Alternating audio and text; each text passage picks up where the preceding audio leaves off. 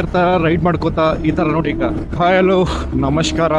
ನಾ ಭಾಳ ದಿವಸ ಆಯಿತು ಮೋಟೋಲಾಗ್ ಏನಂತಾರ ಮಾಡಬೇಕು ಅಂತ ಅಲ್ಲತ್ತೀನಿ. ಯಾಕಂತಂದ್ರೆ ಮೊದಲು ಮಾಡ್ತಿದ್ದೆ, ಮಿಡಲ್ನಲ್ಲೇ ಸ್ವಲ್ಪ ಬಿಟ್ಟಿದೆ.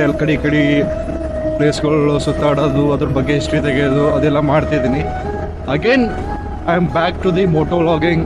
ಸೊ ಈ ಒಂದು ಸಿರೀಸ್ ಮಾಡ್ಲಿಕ್ಕೆ ಏನು ಕಾರಣ ಅಂತಂತಂದ್ರೆ, ನಾನು ಆಫೀಸ್ ಹೋಗ್ತಾ ಇರ್ತೀನಲ್ಲ, ಸೊ ಭಾಳ ಇನ್ಸಿಡೆಂಟ್ ನೋಡ್ತಾ ಇರ್ತೀನಿ.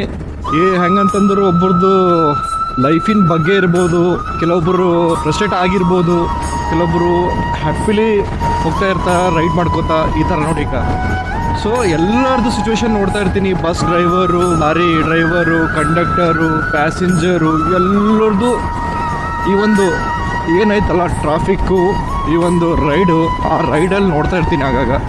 ಸೊ ಅದಕ್ಕೆ ನನಗೆ ಅನ್ನಿಸ್ತು ಇದು ಬೆಸ್ಟ್ ಅನ್ನಿಸ್ತು ಒಂದು ಮೋಟೋಲಾಗ್ ಮಾಡಿ.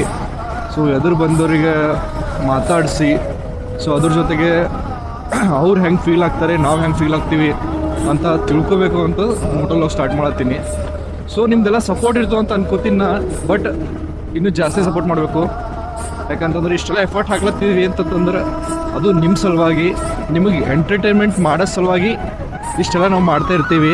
ಸೊ ನೀವು ಮಾಡ್ತೀರ ಅಂತ ನನಗೆ ಗೊತ್ತು, ಸಪೋರ್ಟು. ಸೊ ಮಾಡ್ತಾಯಿರಿ. ಹಾಗೆ ಇಷ್ಟ ಆದರೆ ಹೇಳಿ, ಇನ್ನೂ ಜಾಸ್ತಿ ಕಂಟೆಂಟ್ ಮಾಡೋಣ.